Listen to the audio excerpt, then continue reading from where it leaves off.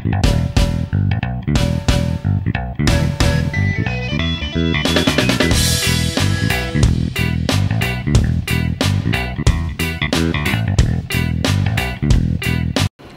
So ordering food online was actually a very popular concept abroad before it moved to India.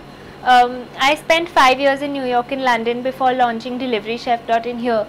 So while we were in New York, we first-hand experienced the convenience of being able to order online, being able to see all the menus of the restaurants online, knowing exactly which restaurants delivered to us online. And when I moved back here too, I saw a lot of people are very fond of eating good food in the comfort of their homes. And they struggled with paper menus, either not having the numbers saved on their phones, not having the correct menus, having outdated menus with food stains and things like that. So that's when I thought that it would be great to launch something like deliverychef.in here.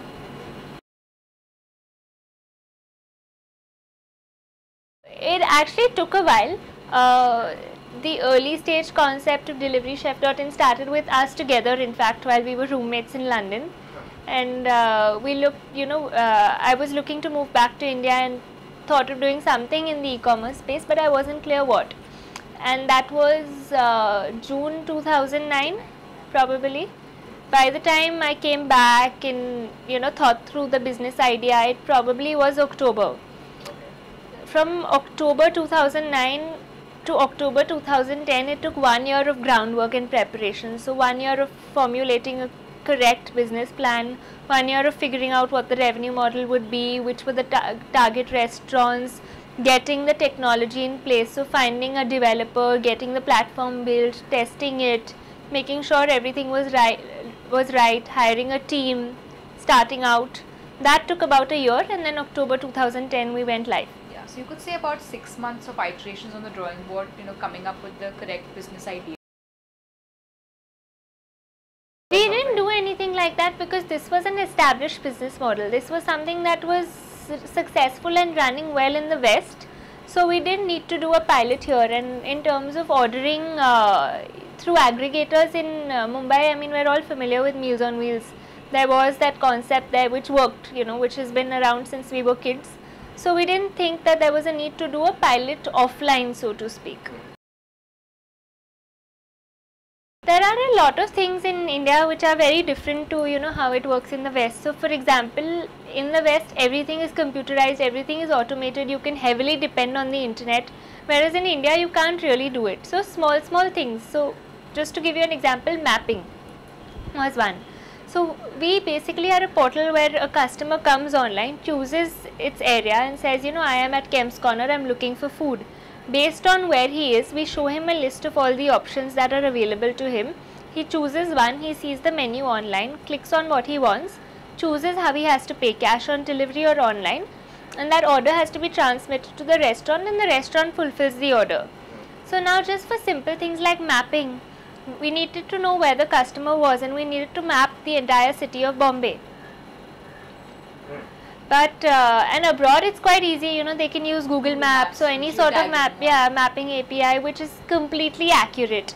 But in India, if you say that I live on 32 Senapati Bapat Road, no one knows where that is. So that was a challenge. We had to do that from scratch and build our own proprietary mapping database. In the UK, you can just enter your postcode and it actually knows which building you are in. Here, there's no such thing. Second thing is to get the delivery areas from the restaurants, given the number of one-ways, given the number of traffic jams, given the number of gullies which cars don't go into, or turns where U-turns are not there and bikes don't want to turn.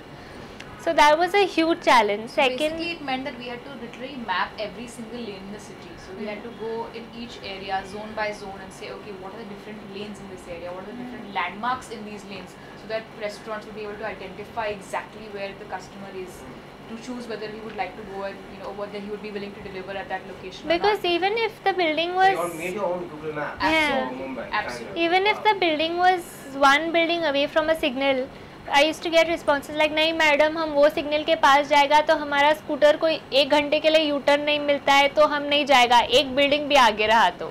So we actually had to know whether the customer is on this side of the signal or on that side of the. And you can totally imagine, right, the delivery boy saying such a thing. So U-turns must be far off. Yeah, and then especially like, you know, that Juhu where Marriott is, that they just close the U-turn there, and then if you just go one building ahead, you get stuck in traffic because you need to take such a long way to take the U-turn and come back.